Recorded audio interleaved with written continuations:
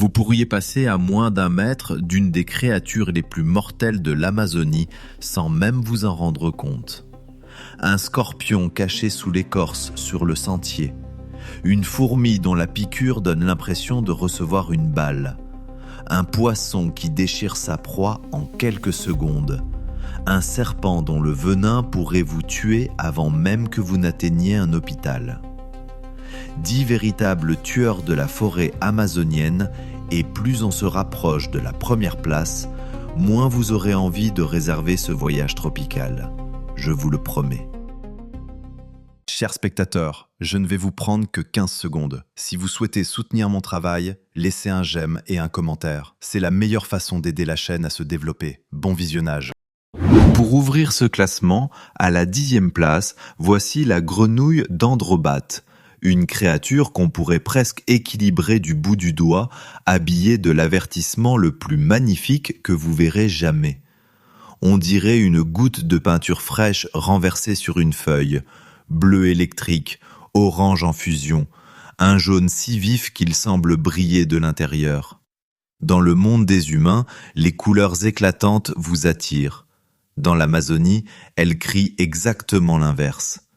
Cette robe colorée est un signal lancé à toutes les gueules affamées de la jungle. Touchez-moi et vous mourrez. Cette grenouille ne viendra jamais vers vous. Elle n'a ni crocs, ni griffes, ni venin qu'elle puisse injecter, et pas la moindre envie de s'intéresser à un être humain. Et c'est précisément là que se trouve le piège. Son danger vit à l'extérieur de sa peau, dans une fine couche toxique et glissante, et les membres les plus redoutables de cette famille sont si venimeux qu'une seule grenouille, dit-on, peut contenir assez de poison pour tuer plusieurs hommes adultes d'un coup. Pas besoin de la manger, pas même besoin d'une vraie blessure. Une minuscule égratignure que vous aviez déjà oubliée, une fissure dans une peau sèche, et le poison glisse directement dans votre sang, saisit les nerfs et arrête le cœur. Les peuples de la forêt l'avaient compris bien avant les scientifiques.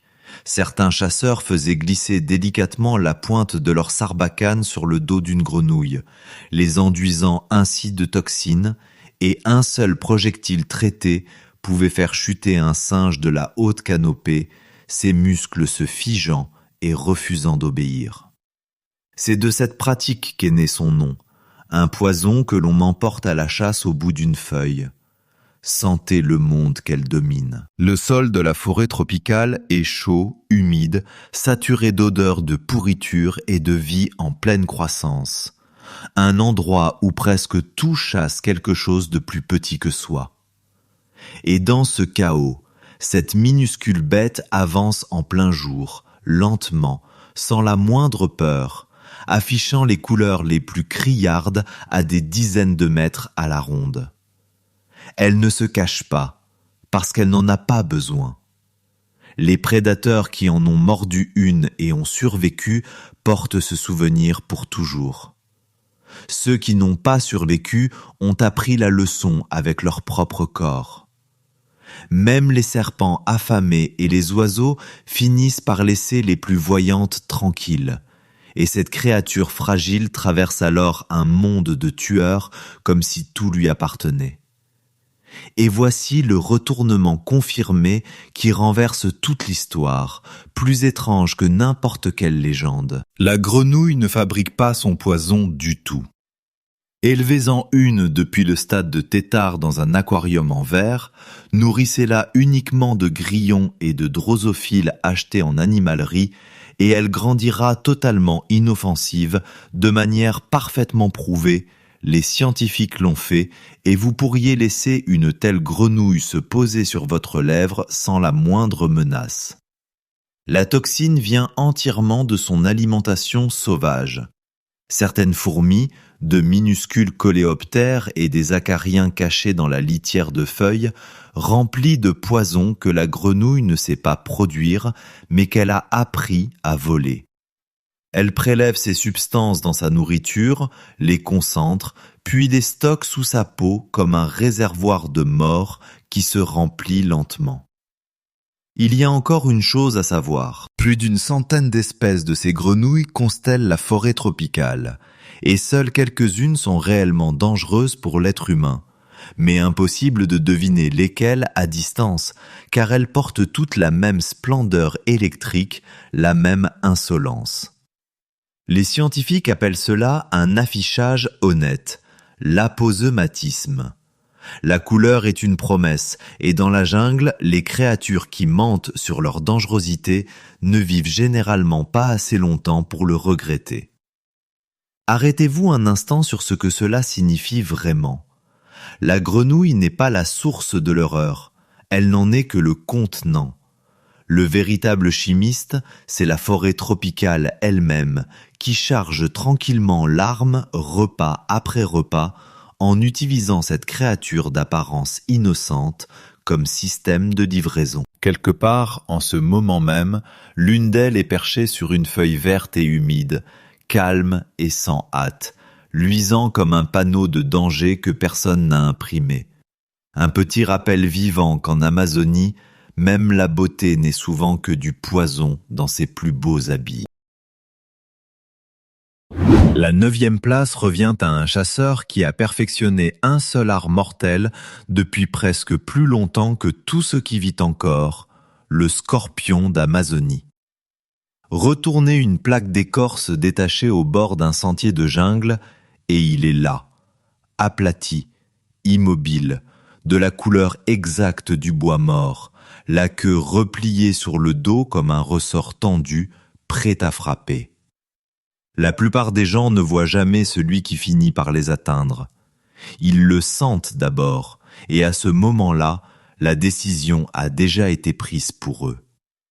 En Amazonie, ceux qui comptent vraiment appartiennent à un groupe appelé Titus, et ce ne sont pas les monstres énormes de films que vous pourriez imaginer. Ils sont fins, discrets, faciles à manquer, et c'est précisément là que réside le danger.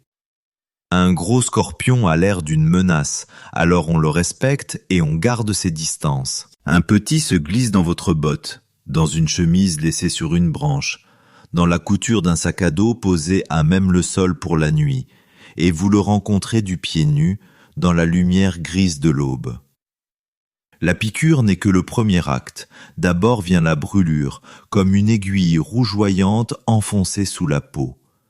Puis le venin commence son vrai travail, murmurant à votre système nerveux jusqu'à ce que tout le corps se dérègle, le cœur qui cogne, la sueur qui coule dans la chaleur, la salive qui envahit la bouche, les muscles qui tressautent et se contractent sans que vous puissiez les commander.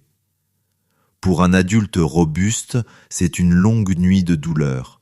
Pour un petit enfant, cela peut être la dernière. Ce n'est pas du folklore. Partout au Brésil, les piqûres de scorpions sont devenues une véritable urgence de santé publique, envoyant chaque année des centaines de milliers de personnes à l'hôpital, et les décès qui surviennent touchent surtout les plus jeunes. Observez une chasse, et vous comprendrez pourquoi l'évolution n'a jamais jugé utile de le redessiner.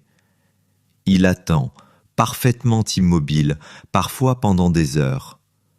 Quand un grillon ou une araignée s'approche trop près, les pinces jaillissent pour le saisir, tandis que la queue se courbe d'un seul coup, dans un geste parfaitement rodé, injectant le venin jusqu'à ce que les convulsions cessent et que tout redevienne immobile. Ensuite, il se nourrit lentement, dans l'obscurité, sans la moindre précipitation. Il n'a pas besoin de vitesse, il n'a besoin que de patience, et de patience, il en a à l'infini. Et cette endurance est précisément ce qui fait du scorpion moins un animal qu'une créature qui refuse d'obéir aux règles. Un fait avéré qui semble impossible. Beaucoup de scorpions peuvent survivre près d'une année sans un seul repas, leur organisme tournant presque à vide. Certaines espèces ont été congelées toute une nuit, puis se sont simplement remises en marche une fois décongelées. Leurs ancêtres rampaient dans des mers peu profondes plus de 100 millions d'années avant que le premier dinosaure ne voie le jour. et ils ont traversé intacts des extinctions massives qui ont balayé des créatures bien plus imposantes, bien plus puissantes. Quoi qu'il arrive à la vie sur cette planète, il y a fort à parier que les scorpions seront encore debout. Et, chose étonnante, c'est aussi un parent dévoué. Une femelle scorpion met au monde des petits vivants, puis porte toute la portée frémissante sur son dos pendant des semaines, les protégeant jusqu'à ce qu'ils puissent se débrouiller seuls. Une petite mère cuirassée, transportant dans la nuit une cargaison vivante de minuscules tueurs. Elle se repère uniquement au toucher, lisant la moindre vibration du sol grâce à de fins poils sensoriels, ce qui explique pourquoi presque rien ne traverse son coin de forêt sans être remarqué. Gardez cette image en tête la prochaine fois que vous serez assis près d'un feu dans l'obscurité de la jungle. Un scorpion brille. Balayez le sol forestier avec une lumière ultraviolette et leur corps s'embrase d'un vert spectral, presque fantomatique, illuminé par une astuce chimique inscrite dans leur carapace que même les scientifiques ne comprennent pas entièrement. Éteignez la lumière et ils disparaissent à nouveau. Tapis dans chaque fissure, dans chaque ombre, à portée de l'endroit où vous dormez. Rallumez-la, et la vérité s'impose d'un coup. Vous n'étiez jamais seul là-bas. Vous étiez encerclé, au milieu de dizaines d'étincelles vertes et froides dans le noir, et chacune d'elles attendait simplement que vous cessiez de bouger. En 8e position se glisse une araignée qui a brisé la seule règle que vous avez toujours cru que les araignées suivaient. La plupart attendent. Elle tisse une toile, se place au centre et laisse le dîner venir se prendre au piège. L'araignée errante brésilienne fait exactement l'inverse. Dès que le soleil se couche, elle abandonne toute cachette et part à pied, parcourant le sol de la forêt sur de longues pattes infatigables, chassant là où la proie se trouve. Et parfois, c'est là où vous vous trouvez. Elle porte un titre que presque personne ne voudrait avoir, à plusieurs égards, l'une des araignées les plus venimeuses de toute la planète, une espèce qui a dominé les livres de records par la puissance de sa morsure. Pattes déployées, elle peut couvrir la largeur de votre main ouverte, son corps d'un brun banal, presque insignifiant, sur lequel le regard glisse sans s'arrêter. Mais coincé là, et le masque tombe. Elle se redresse sur ses pattes arrière, lève les 2 premières bien haut comme un boxeur qui brandit ses poings et vous montre ses crochets rougeâtres, éclatants, cachés en dessous. Cette posture n'est pas là pour faire joli. C'est le dernier avertissement que vous recevrez. Le vrai danger, c'est l'endroit où elle choisit de passer les heures de jour. Comme elle erre toute la nuit, elle a besoin d'un endroit sombre et étroit pour attendre le retour du soleil, et une araignée ne fait pas la différence entre une bûche creuse et l'intérieur d'une botte laissée près du feu de camp. Elle se glisse dans des vêtements pliés, dans des chaussures, dans du linge, dans des cajots de fruits empilés.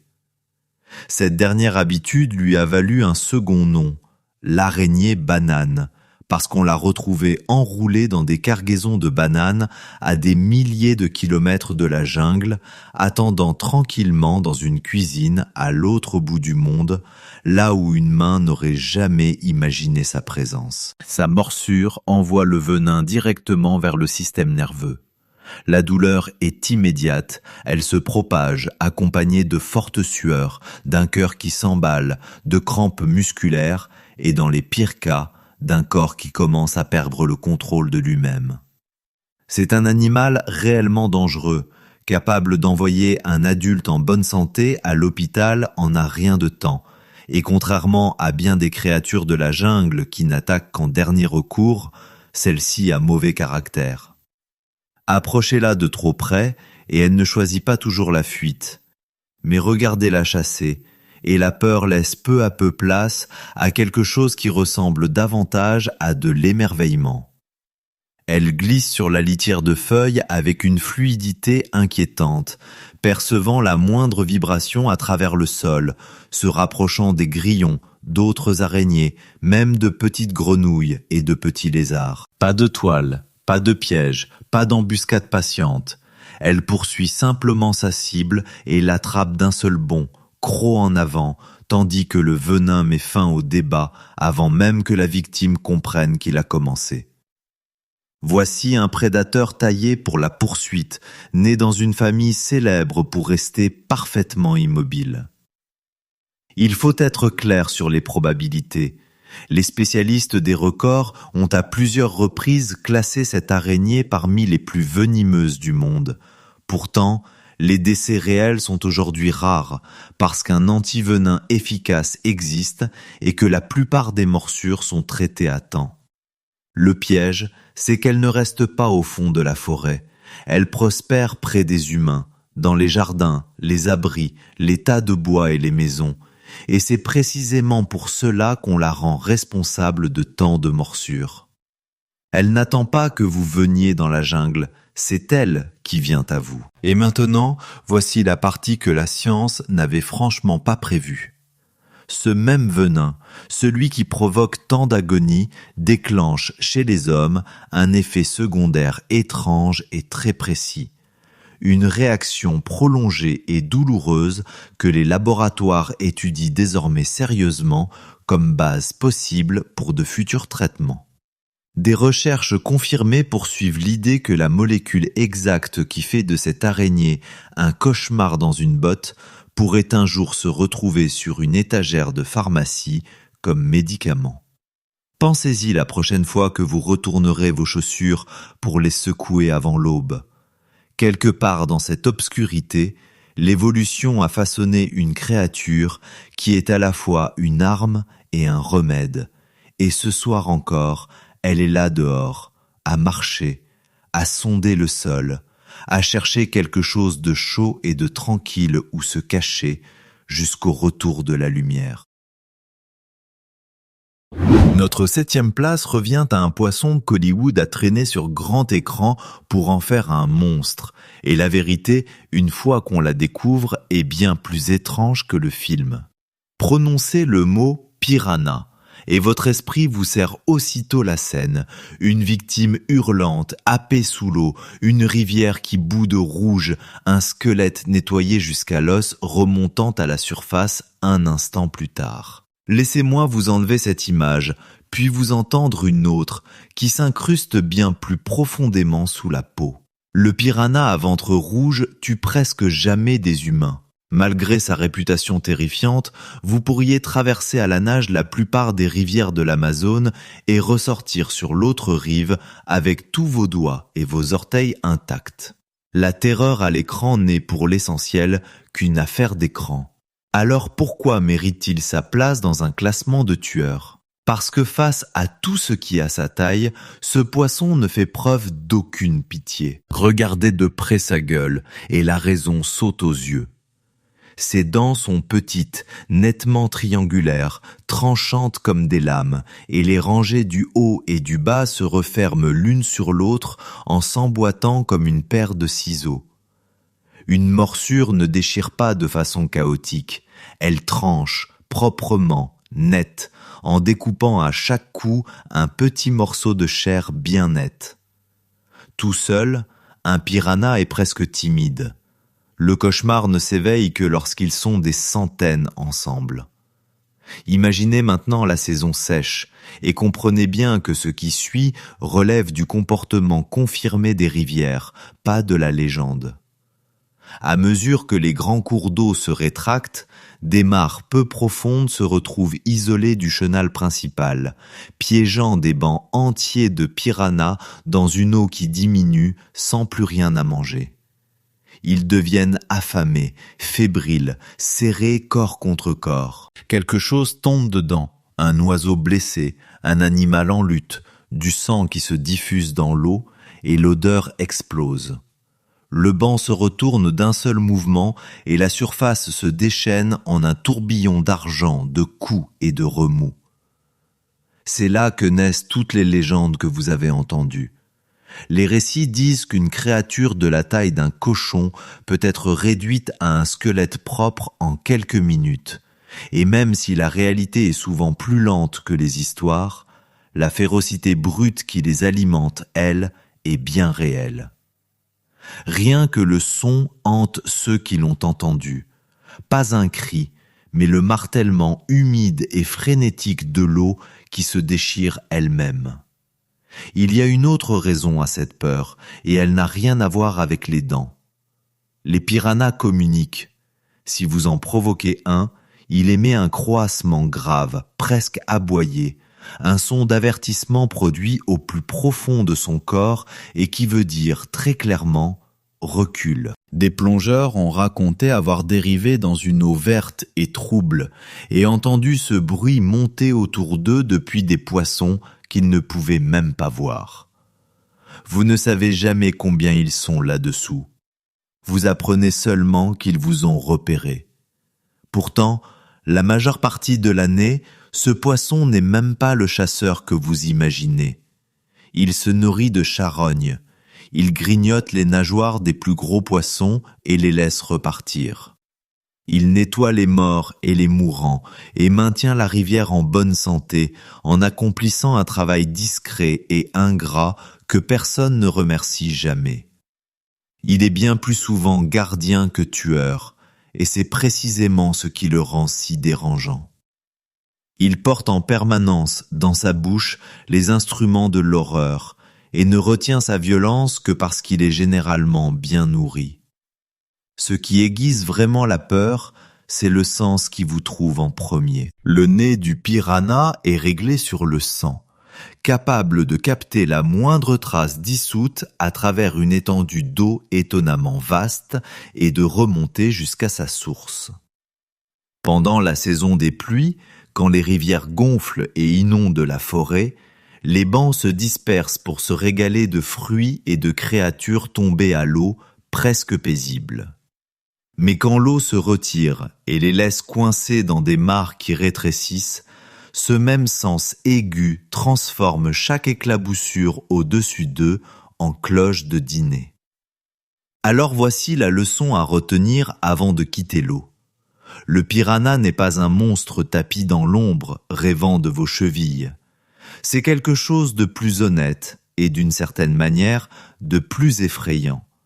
La preuve vivante qu'en Amazonie, la frontière entre l'inoffensif et l'horrible peut être aussi fine qu'une mauvaise saison et une seule goutte de sang. Le poisson, lui, n'a jamais changé. C'est la rivière qui a changé. Et la rivière change quand elle veut. À la 6e place, nous rencontrons un insecte assez petit pour tenir sur une pièce de monnaie, mais doté d'un dard si redoutable que des scientifiques ont construit toute une échelle de la douleur et l'ont placé tout en haut. Voici la fourmi-balle. À peine longue d'1 pouce, luisante et rouge-noire, elle doit son nom aux personnes qu'elle a piquées, qui jurent sur tout ce qu'elle possède que la sensation est exactement celle d'une balle tirée en plein corps. Un homme a cartographié cette douleur exprès. Un entomologiste a consacré sa carrière à provoquer volontairement des insectes pour qu'ils le piquent, puis a classé le résultat de 1 à 4. Presque tout ce qu'il a testé se situait quelque part au milieu.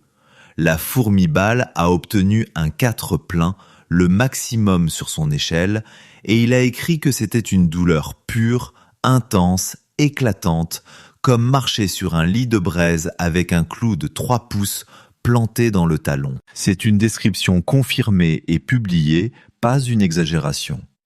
Et l'agonie ne frappe pas une seule fois pour disparaître ensuite. Elle revient par vagues, encore et encore pendant des heures. À partir de là, l'histoire quitte l'insecte pour devenir quelque chose de presque impossible à croire à propos des êtres humains. Au cœur de l'Amazonie brésilienne vit un peuple appelé les Sateré-Maoué, et pour eux cette douleur insupportable n'est pas un danger à éviter, c'est un seuil que chaque garçon doit franchir pour être appelé un homme. Le rituel est réel, documenté, et il s'appelle le womat. Les hommes rassemblent des centaines de fourmis-balles et les plongent dans une préparation qui les engourdit jusqu'à les laisser dans un état d'hébétude.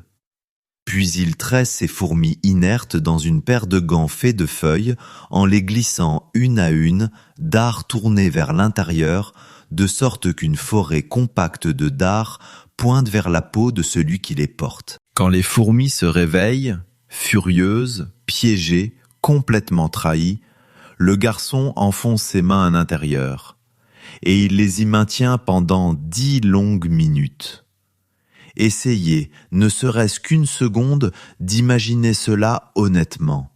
Des dizaines et des dizaines de piqûres parmi les plus douloureuses au monde qui se déchaînent en même temps dans vos mains, encore et encore, alors qu'une règle sacrée vous interdit de crier et vous interdit de vous arracher à cette épreuve. Quand enfin on retire les gants, le supplice n'est pas terminé. Le venin laisse les mains gonflées et inutiles. Tout le bras tremble de secousses violentes et incontrôlables qui peuvent durer des heures, parfois jusqu'au lendemain. Le cœur cogne, le corps se convulse tout seul. Et le détail le plus cruel de tous est confirmé par ceux qui étudient la tribu. Le faire une seule fois ne suffit pas. Pour être considéré comme un véritable homme, un garçon peut revenir vers ses gants à de nombreuses reprises au fil des années. Selon certains récits, près de 20 épreuves distinctes avant que le passage soit accompli. Revenons à la fourmi dans la nature, car rien en elle n'adoucit son image. Elle pullule depuis des nids à la base d'arbres gigantesques, et lorsque la colonie sent une menace, elle libère une alarme chimique qui appelle les autres à frapper comme une masse unique et coordonnée. Pour n'importe quel petit animal qui s'égare parmi elles, il n'y a ni négociation ni échappatoire, seulement une vague montante de feu qui ne s'arrête pas avant que l'intrus ne s'effondre. Mais ce sont ces gants de feuilles qui restent gravés dans l'esprit.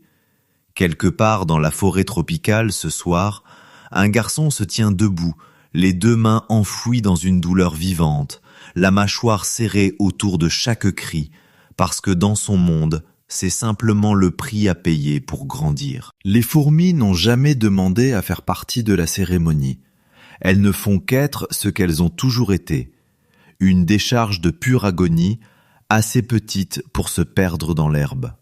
Ce sont les êtres humains qui vont les chercher volontairement, en sachant parfaitement ce qui les attend. Et ce seul fait vous dit tout sur le respect profond qu'inspire cette minuscule créature et sur la peur totale qu'elle impose. La 5e place revient au géant incontesté de sa catégorie, le Bushmaster, la plus grande vipère à fossettes de la planète. Déployez-en une et elle peut largement dépasser les 3 mètres et dans de rares cas records frôler les 4 mètres.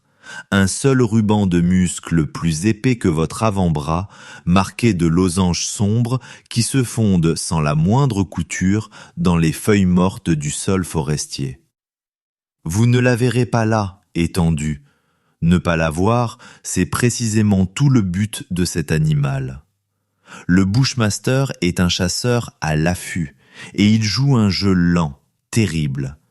Il se cale dans la litière de feuilles et attend, parfois des semaines sans bouger, au bord d'un sentier où l'on sait que de petits animaux passent.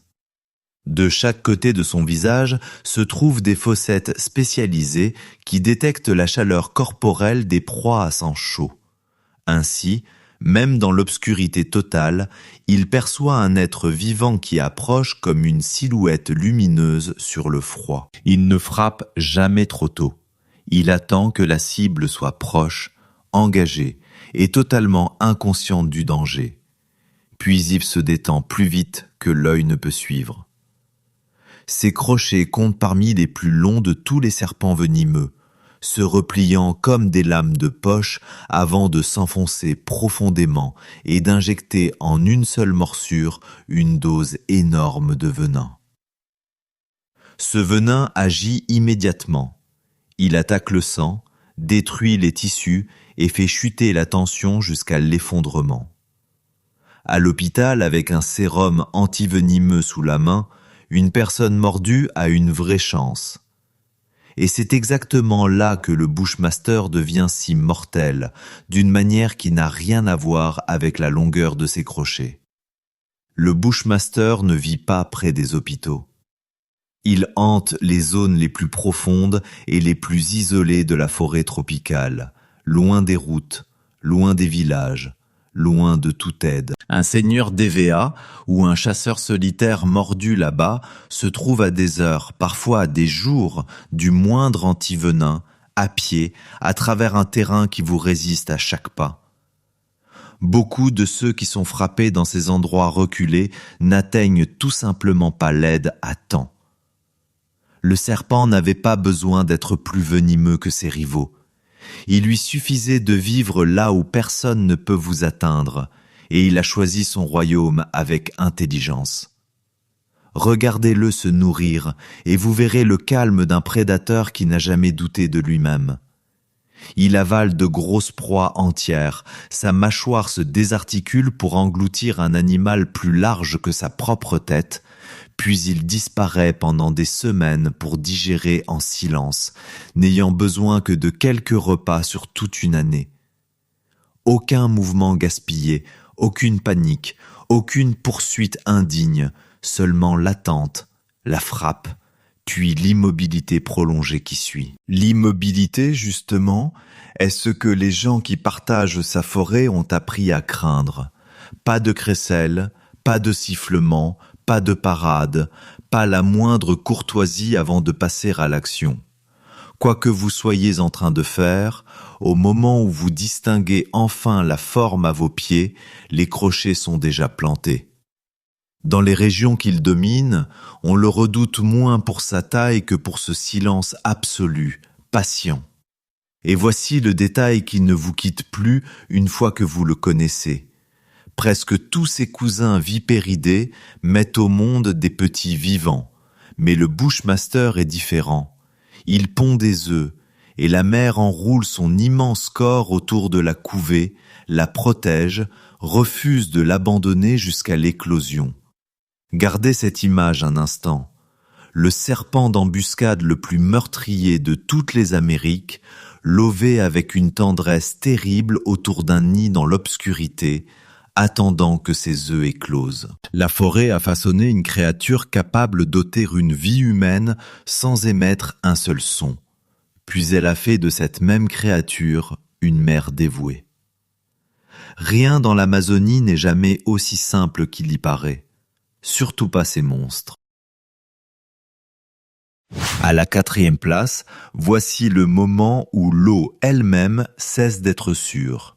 Le caïman noir, prédateur suprême des fleuves amazoniens et plus grand chasseur de tout le bassin. La plupart des caïmans sont des animaux discrets, nerveux, presque attendrissants. Pas celui-là. Un caïman noir adulte peut dépasser les 5 mètres de long, avec une peau sombre comme du goudron mouillé, façonnée pour absorber la lumière jusqu'à devenir, une fois la nuit tombée, une ombre glissant entre les ombres. Et contrairement à ses cousins plus petits et plus craintifs, ce géant chasse des proies de la taille d'un être humain. Tout, dans son corps, est conçu pour l'embuscade venue d'en bas. Ses yeux et ses narines sont perchés tout en haut du crâne, ce qui lui permet de flotter entièrement immergé, sans laisser dépasser de la surface que 2 petites bosses qui, au premier coup d'œil, ressemblent à des morceaux de bois dérivant au fil de l'eau. Il réduit la distance sans un bruit, sans la moindre ride à la surface, observant la rive, attendant qu'un animal baisse la tête pour boire ou s'aventure un peu trop loin du bord. Puis l'eau explose. Les mâchoires se referment avec une force qui compte parmi les morsures les plus puissantes du règne animal, et il entraîne sa proie sous l'eau d'un seul élan brutal, dans le noir, où il la retourne et la noie. Il règne sans rival sur son tronçon de rivière. Les caïmans noirs mangent des poissons, des oiseaux, des tortues et des capybaras, et l'on a documenté des cas où ils ont abattu des proies aussi redoutables qu'un anaconda adulte. Un détail à garder en tête, car cela signifie que le plus grand serpent du monde n'est pour cet animal qu'un repas de plus. Sur certains secteurs de l'Amazone, au Brésil et en Bolivie, il existe des signalements confirmés d'attaques contre des humains. Un pêcheur penché au bord d'une barque, un baigneur debout au ras de l'eau alors que la lumière déclinait. Cela n'arrive pas souvent. Mais quand un prédateur de cette taille décide que vous faites partie du menu, l'affaire est généralement réglée avant même que vous compreniez qu'elle a commencé. Pour sentir la peur qu'il inspire, il faut être sur le fleuve après la tombée de la nuit, parce que c'est là que le caïman noir déploie toute sa puissance. Il chasse dans une eau couleur thé noir corsée, chaque sens accordé à l'obscurité, avançant là où vos yeux ne peuvent plus le suivre. Les habitants de ces rives ont compris depuis longtemps comment les repérer, et ce qu'ils ont découvert est la matière brute des cauchemars. Porter une torche au-dessus de l'eau la nuit et balayer lentement la rive avec le faisceau. Partout où la lumière effleure un caïman, ses yeux renvoient le rayon droit vers vous, flamboyant d'un rouge profond, brûlant. 2 braises suspendues juste au-dessus de la surface, grandes ouvertes et sans ciller. Puis vous déplacez un peu la lumière plus loin le long du bord, et il y en a 2 autres. Plus loin encore, une autre paire. Et soudain, le calcul s'impose. L'obscurité tout autour de votre petite embarcation est peuplée d'yeux, des dizaines, rouges, silencieux, tous braqués sur vous. Il y a une ironie sinistre dans la façon dont le monde a failli le perdre. Au milieu du siècle dernier, les caïmans noirs ont été massacrés en masse pour leur belle peau sombre, jusqu'à disparaître presque totalement de vastes portions du fleuve. Il a fallu des décennies de protection pour les ramener du bord du gouffre, ce qui veut dire que le monstre qui glisse ce soir dans l'eau est aussi un survivant, une créature qui a résisté à notre propre tentative de l'effacer et qui est revenue reprendre possession de l'ombre.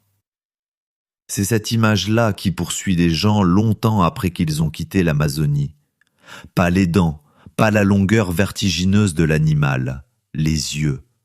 Le fait de savoir que le plus grand prédateur de toute la forêt tropicale fait son travail dans l'obscurité, qu'il peut dissimuler son corps immense sous quelques centimètres d'eau noire, et qu'il est peut-être resté là tout ce temps à vous regarder passer, pesant en silence si ce soir sera le bon. On ne voit jamais le caïman noir qui vous a choisi.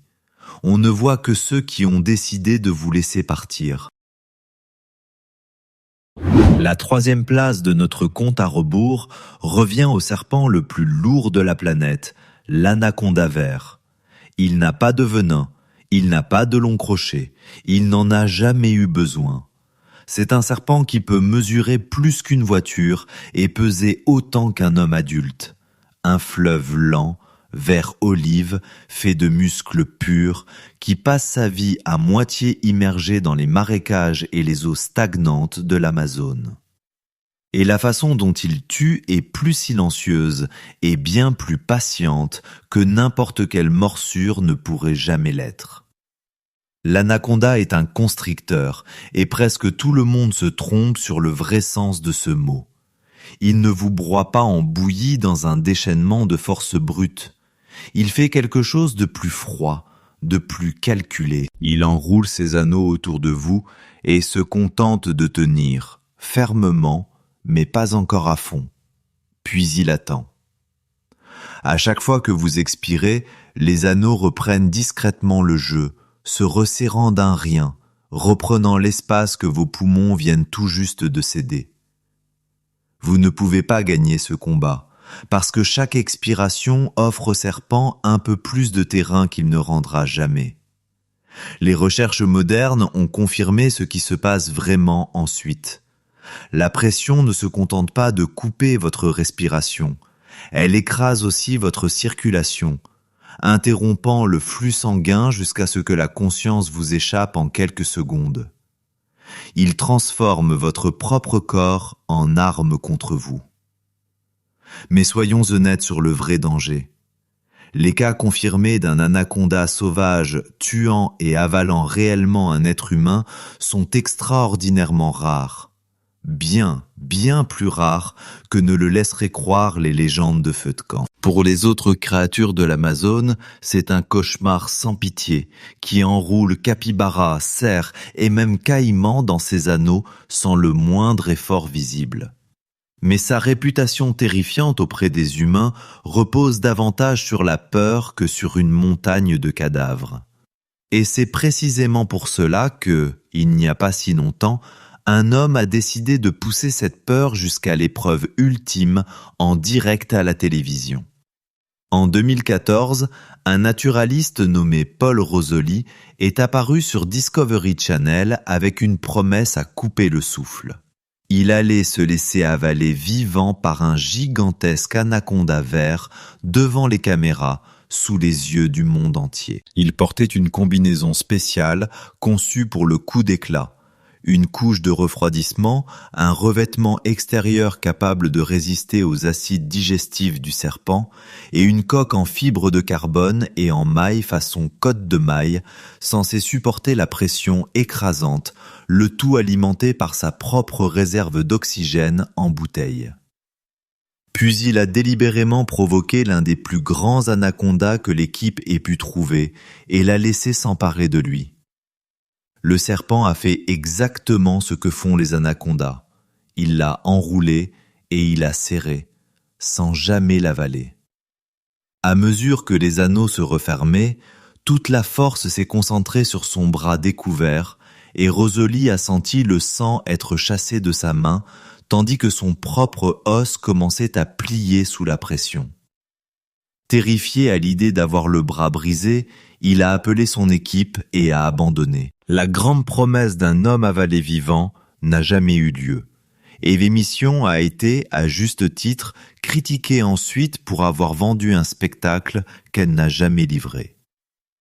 Mais ce qui était réel racontait toute l'histoire. Un homme adulte, en armure, respirant grâce à une bouteille, avec une équipe de secours à proximité, n'a tout de même pas pu supporter plus qu'un aperçu de l'étreinte de cet animal. Alors, je vais vous poser la question franchement, et je veux vraiment le savoir. Seriez-vous monté dans cette combinaison pour les besoins d'une émission de télévision ? Dites-le moi dans les commentaires ci-dessous, parce qu'il y a une chose à retenir de tout ça. L'anaconda n'a jamais eu besoin de venin, ni de vitesse, ni même de toute sa force. Il s'est simplement accroché, calme et imperturbable, et a laissé un homme fort, préparé, bien protégé, découvrir par lui-même qu'il avait commis une terrible erreur. Il ne vous traque pas avec rage, il vous traque avec patience, et dans cette eau sombre et immobile, la patience finit toujours par gagner. Ce qui nous amène à la deuxième place, et à un tueur si doux sur le moment que vous le laisseriez volontiers grimper sur votre visage pendant votre sommeil. Et quand cela compte vraiment, vous aurez oublié qu'il vous a un jour touché. C'est un petit insecte, appelé la punaise triatome, et ce nom tendre, presque affectueux, cache l'une des morts les plus cruelles que l'Amazonie puisse offrir. Elle ne vous déchire pas, elle ne vous pique pas dans une douleur atroce, elle ne vous poursuit pas, elle vous embrasse. Et des décennies plus tard, ce baiser peut, en silence, arrêter votre cœur. Voici comment cela fonctionne, et chaque étape est un fait médical avéré. La punaise triatome sort la nuit, attirée par la chaleur et le souffle d'un corps endormi. Elle se pose doucement, le plus souvent près des lèvres ou des yeux, là où la peau est la plus fine, et elle boit votre sang sans jamais vous réveiller, sa morsure étant presque indolore. Mais se nourrir n'est que la moitié de l'histoire. Pendant qu'elle se nourrit, elle laisse des excréments sur votre peau, et ces excréments peuvent contenir un parasite microscopique. Vous bougez, vous sentez une légère démangeaison, vous frottez l'endroit avec la main, et dans ce geste innocent, vous faites pénétrer le parasite directement dans la morsure ou dans le coin de votre œil. Vous vous contaminez vous-même. L'insecte n'a jamais eu besoin de forcer quoi que ce soit. Il s'est simplement contenté de vous laisser finir le travail à sa place. Ce parasite provoque la maladie de Chagas et sa patience est précisément ce qui devrait vous glacer le sang. Pendant quelques semaines, il ne se passe presque rien. Une légère fièvre, un peu de gonflement, des symptômes si vagues qu'on les prend pour un simple rhume. Puis tout se tait. Le parasite s'enfonce profondément dans le corps et attend, parfois pendant 10, 20, voire 30 ans, en cicatrisant en silence le cœur et le tube digestif de l'intérieur, tandis que son hôte continue de vivre totalement inconscient. La victime oublie complètement la morsure, traverse tout un chapitre d'une vie ordinaire, puis un jour, des décennies plus tard, le cœur, affaibli depuis longtemps, finit par lâcher. Ce ne sont pas des chiffres destinés à faire peur. L'Organisation mondiale de la santé estime qu'environ 6 à 7 millions de personnes portent actuellement cette infection et elle tue encore des milliers de personnes chaque année, la plupart sans jamais faire le lien entre la faim et un insecte qui leur a effleuré les lèvres une vie plus tôt. Et ce tueur silencieux aurait peut-être emporté l'un des plus grands esprits de toute l'histoire. Dans les années 1830, un jeune naturaliste voyageait en Amérique du Sud lors d'une expédition qui allait bouleverser la science à jamais. Une nuit, installé au campement au pied des montagnes, il nota dans son journal l'attaque d'une grande punaise noire de la région, une punaise triatome, décrivant avec dégoût cet insecte mou, sans ailes, rampant sur sa peau et se gorgeant de son sang. Ce jeune homme, c'était Charles Darwin. Le reste de sa longue vie, Darwin fut tourmenté par une maladie mystérieuse qu'aucun médecin de son époque n'a jamais pu nommer. Une fatigue jusqu'aux os, un cœur agité et affolé, des troubles digestifs incessants. Plus d'un siècle plus tard, certains chercheurs ont avancé une théorie troublante. La punaise de cette seule nuit lui aurait transmis la maladie de Chagas, et elle l'aurait poursuivi en silence jusqu'à sa tombe. Cela reste une théorie, et une théorie vivement débattue. De nombreux spécialistes ne sont pas d'accord, et rien n'a jamais été prouvé dans un sens ou dans l'autre. Mais il est presque impossible de ne pas frissonner à cette idée. L'homme qui a percé le secret le plus profond de la vie elle-même aurait peut-être passé ses années à mourir lentement de la morsure d'un insecte qu'il avait à peine pris la peine de remarquer. Voilà la véritable horreur de la punaise triatome. Pas l'instant où elle se nourrit, mais les longues années paisibles qu'elle vous accorde ensuite. C'est la seule créature de toute cette liste qui vous laisse rentrer chez vous, vieillir et l'oublier complètement, puis, quand vous êtes le moins prêt à payer, revient en silence réclamer la totalité de sa dette. Et enfin, à la première place, la plus meurtrière de toutes, il n'y a ni le serpent géant, ni le caïman cuirassé, ni la vipère silencieuse tapie dans les feuilles. C'est le petit insecte agaçant qui se trouve très probablement dans la pièce avec vous en ce moment même. Le moustique. Il ne pèse presque rien. Vous pouvez mettre fin à toute son existence d'une seule claque. Et pourtant, il a tué plus d'êtres humains que tous les autres animaux réunis dans toute l'histoire. Plus que toutes les guerres, tous les prédateurs, toutes les catastrophes jamais enregistrées sur Terre. Ce n'est pas une figure de style, c'est la conclusion froide et lucide de ce qui compte. Pris isolément, le moustique est presque inoffensif. Le vrai danger, c'est ce qu'il transporte d'un corps à l'autre. Quand il se pose sur votre peau et enfonce cette aiguille incroyablement fine pour se nourrir, il peut laisser quelque chose derrière lui dans la minuscule plaie. Les parasites du paludisme, les virus de la dengue et de la fièvre jaune, transmis en silence, morsure après morsure après morsure. En Amazonie, où l'air est lourd et chaud et où l'eau stagnante attend dans 1 million de recoins cachés, les moustiques se reproduisent en quantité impossible à compter, et les maladies qu'ils véhiculent voyagent avec eux comme un feu dans de l'herbe sèche. Le paludisme, à lui seul, est une catastrophe au ralenti. Le parasite qu'il transmet envahit le sang et se multiplie, et la maladie déferle par vagues. Des fièvres brûlantes qui trempent les draps, puis des frissons violents à vous faire claquer des dents, qui vous secouent sous toutes les couvertures que vous possédez, le tout recommençant encore et encore, pendant que le parasite inonde votre corps. Sans traitement, il peut littéralement mettre une personne hors service.